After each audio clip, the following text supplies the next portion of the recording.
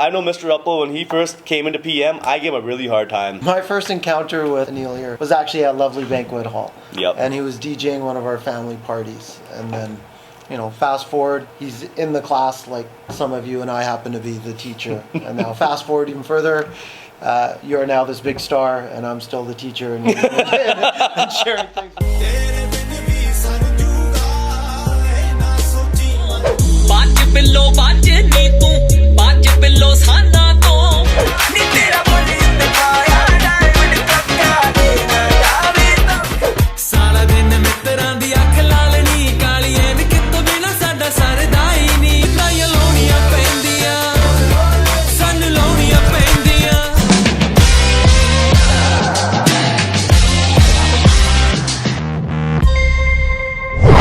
Here, my name is Anil Kane. I go by Intense. I'm born and raised in Surrey, British Columbia. I attended Princess Margaret from grade 8 to grade 11. I started DJing when I was in grade 8, and that's when I started making remixes. At that time, we had a software called MSN Messenger. MSN Messenger was my social media platform to get my music out. I would send my stuff off to different schools, different students, and that's how I started getting my name out. I started playing all my remixes at Lovely Banquet Hall, and I started showing people what I can do. As time progressed, my stuff started sounding better, and a lot more people started hearing what I was doing. I started getting recognition. From there on, I started performing at different shows locally. I performed with some of the biggest Bhangra artists in the world, locally and abroad. Say from starting about 15, 16 years old, I've got to work with the likes of people like Jesse Sidhu, Malkeet Singh, Moniki. These were big UK Bhangra acts at that time. Grade 11 came around, and I used to fool around with a piece of software called Fruity Loops, which was kind of like what most guys now in the hip-hop or Indian industry all use in order to do commercial music. Mr. Visvari was my grade 11 music production teacher, and he taught me how to play keyboard and fusing different styles and different stuff. At uncles, my parents would listen to rock and roll and 80s type music. My cousin would listen to hip hop music, and of course Bhangra music. And I took all those influences and fused them together and created what is now my sound. And the stuff that, if you are listening to obviously some of the music that I've created, is what you hear now. How'd you go from being a student to telling your parents, like, okay, I want to do music full time? That's like, no one does that. As time progressed, my parents really did not want me to do what I was doing. They saw what I was doing and were like, oh, you're not paying any attention to school. Obviously, I rebelled, I was one of those kids. And eventually, my mom, she was a makeup artist, so she would be doing a lot of these girls' grad makeup. And she would ask them, oh, do you know my son? His name's Anil. I was like, no, we don't know Anil. She's like, oh, well, he's a DJ. They're like, oh, what's his DJ name? Intense. Oh, yeah, we've heard his stuff. And then my parents started to think like, okay, maybe he's actually doing something with his life here in the music industry, or DJing, whatever he was doing at the time. But their main thing was like, we want you to do something post-secondary with this. So I actually went to school and got my diploma in sound engineering after high school. 2012, I released my first album, which was entitled More Than Just a DJ. I'm sitting in the studio right now, just working on my album, More Than Just a DJ. It's featuring artists such as Jaswinder Dagamia, Master Rakesh, and newcomers R.S. Jahan, and another newcomer here, he's from India by the name of Jassi Mahalan. It was kind of a separation of pushing myself away from being just a DJ and a remixer and making little mashups and remixes to actually composing and producing my own original music. Now, I had produced a song on there called Lonia Pendi. So that song did very well for me and put me on a little bit of a global scale. I went off to India and I spent a lot of time in Delhi, India and Bombay, India, in which I went and started learning about the Bollywood industry and the Punjabi music industry over there and seeing how it is there. So Honey Singh was a friend of mine that I worked with in India at that time from the years of 2013 to 2015. I was back and forth and I was working on different music out there in the Bollywood music industry. So I worked with some of the biggest Bollywood acts you could possibly think of, but the Bollywood industry was not something that I wanted to do. The music to me was not relatable to something that I had grown up to out here, listening to Bhangra and hip hop. So I was like, none of this stuff is really relatable. I couldn't relate to them. So I came back and I started experimenting more on doing more Western type music. Fast forward to 2016, I had created a song called Tenu Soot Soot Karda. Tenu Soot Soot Karda was my breaking point into the mainstream Punjabi market and actually giving myself a name. Right now, sitting on YouTube, it has 335 million views. It was my first successful big hit, and it really pushed my career to the next level. It also pushed the careers of Guru Randhawa, who is the artist on the song, to the next level. He is legitimately right now the biggest singer in India right now, and internationally when it comes to the Indian crowd. Sorry, can we talk about that song for a sec? Like, Sure. how does it go from you created this song to now all of a sudden, you know, everyone's watching it and it just got hyped? Like, how does it get there?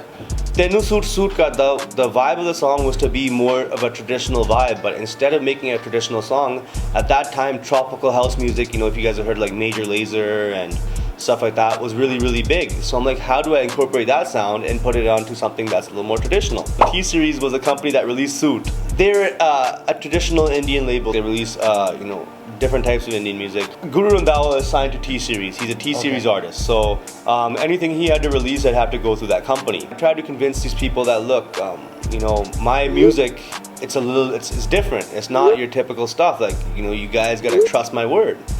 And it took some time, and it took some sacrifice. You know, I took some cuts on royalties and stuff like that, and we got the song out.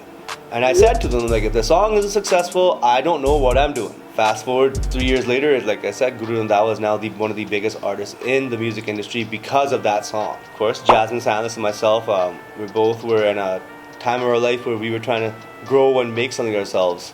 I was working with a company called Universal Music India that both was working with us at the same time, and we didn't know each other. I liked her voice, she liked my music, but we didn't know each other. Got introduced, and now you've seen all these songs that have come out from a track I made with Gary Sandhu and her called A Legal Weapon. A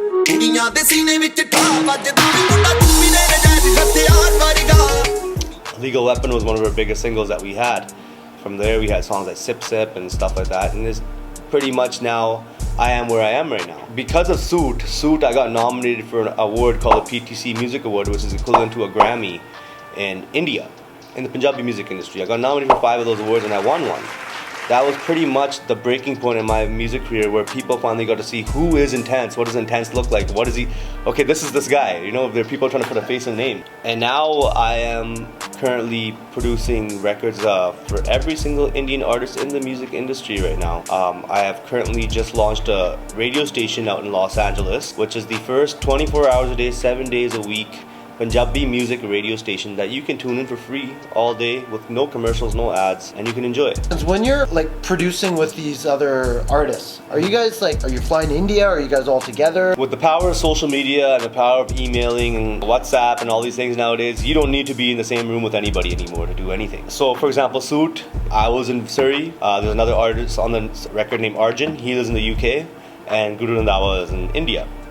So that's how we made the song. It was a matter of WhatsApp conversations and emails and stuff like that. How long did it take to make that song from, say, start to finish? Like, because we just hear the song, it's like maybe a 4-minute thing in my radio, hit repeat. The initial song was made in about like 2 days, but to actually finish it off took us a few months. So I'd say about 2.5 months it took us to get the song out. So like, you know, there's obviously processes when it goes into mixing music or making music. You know, there's a process called the production process. Then you got the mixing process and the mastering process. The mastering process is pretty much when you fine tune everything, polish it up, and you throw it out there. So yeah, there's about 2.5 month process. Now, and what I'm doing right now is what I'm really trying to pursue right now, and my next goal is to really take the Indian music industry and put it on a global scale, internationally, on a mainstream aspect. So my goal right now is to really pursue and push the Indian music situation and push it onto a mainstream scale. There's one artist I specifically work with right now that is already doing that, and his name is Sidhu Moosewala. So Sidhu Moosewala is the first artist, I would say, that has come out of the industry that has been able to cross over. He just finished off a tour in America where he had been introduced to tons of hip-hop acts that were looking at him like, how is this Indian dude, tall, big Indian dude, going and he's selling out shows? And so he's produced records now with a guy named Mozzie, another rapper by the name of Dave East, MGK. So like we're finally getting to that point where we are getting to that mainstream audience. Out the car, let the beat bang. It still ain't nothing but a G thing. With that heat, man, I stand tall. Homie got a pocket, get your man, dog.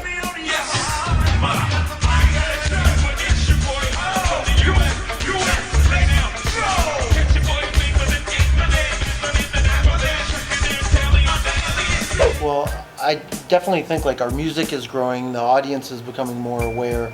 A lot of opportunities for young artists. Of course. But I'm glad you brought up that singer Musewala. He did a show recently in Surrey not too long ago. There was some violence that happened at the show here. This was the aftermath of a stabbing at his show back in February, and just last month there was a shooting at his concert in Calgary. That led the city to decide it was not in the best interest of public safety to support this performance at a family-friendly, all-ages event. And, you know, if you listen to some of the lyrics and stuff, there's a lot of this sort of lifestyle of violence and gangsterness and drugs that are starting to be promoted in Indian music. And, you know, as a teacher, as a parent, you know, I'm a little bit concerned about that, but I'm just concerned about you know, what kind of message the music industry is sort of sending, and that's our reputation as Indian people as well. It's how you interpret it. Sidhu Moosewala is a student from India who came here to Toronto 3 years ago. He's not a gangster.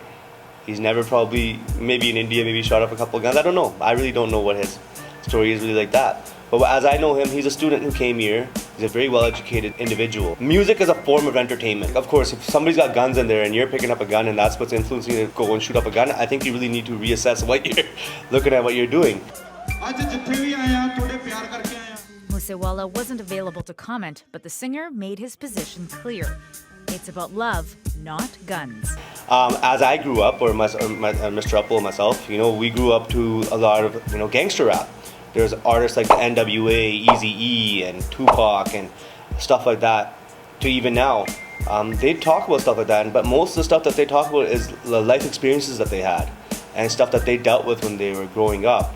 And a lot of the music that you hear nowadays, yeah, most of it in the hip-hop industry is just a reflection of what their lifestyle was, or what they've lived, or what they've seen. The Indian music industry, I think, is just, they glorify this stuff because it's what's popular. And it's just how you interpret it and what I think. I don't think it's a great thing. I'm not going to say that I haven't made music like that. I've worked with different artists like that, but at the end of the day, it's a form of entertainment. Anil Kainth has worked with Musewala. He says the singer shouldn't be singled out, considering how music with similar messaging is regularly heard on mainstream radio. Put out the proper barriers for your children if you don't want them listening to that stuff. But at the end of the day, essentially, he's not there to go and promote gun violence or promote being a gangster. He's telling a story, or he's being an entertainer. That's all it is. Okay, so moving on, you talked about how sometimes you have made some of those songs. You've got paid quite well. How exactly does an artist get compensated? How do you get paid? So when I started off doing this, of course, I came in an age of when piracy was huge. There was software that come onto the PCs and Macs called Napster, Kazaa, LimeWire, which really started eating up our music industry. So I was out there, I was making my mixtapes, burning CDs and selling them for like $5 to my friends, whoever would just take them. Streaming services have changed the outlook and the whole situation of what music is nowadays. Streaming services have created a platform for us artists to actually make money, and there used to be what was called a starving artist, and then there was the major artist. Now there's finally a middle ground where you can be a middle class artist making a decent amount of money and, you know, being able to live because of streaming. So I encourage all you guys to keep listening to Apple Music and listen to my music on Apple Music, because I think I get paid well. But have you ever had to experience like the opposite of, I guess, people being supportive, more sort of online, being trolled or being not encouraged? The thing when it comes to like dealing with stuff like that is you just gotta learn to kind of be insensitive to it, in the sense of like you don't let it affect you, right? If you have somebody that doesn't really like what you're doing, or you're being a hater, you must be doing something right, or you must be doing something that's that's affecting people on a larger scale, or doing something. So just keep doing what you're doing. Don't let that stuff affect you, because if you let it affect you, you're not going to be able to progress, and that's always going to be in the back of your head. Or you can use it as fuel. You know what I mean? It's all about how you interpret it. When I was in grade 8, grade 9 here, I got bullied.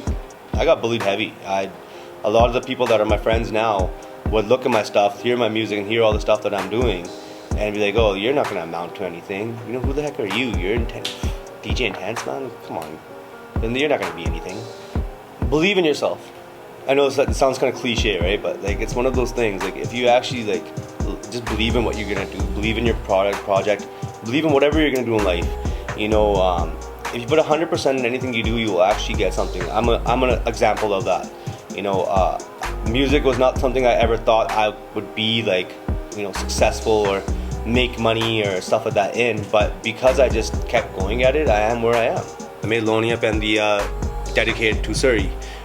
Growing up here, a lot of people from different cities and different schools would make fun of us, call me like a Surrey, you're Surrey Jack, and Surrey Jack would be portrayed like that. Terminology was portrayed as such like, oh, you guys are bad people.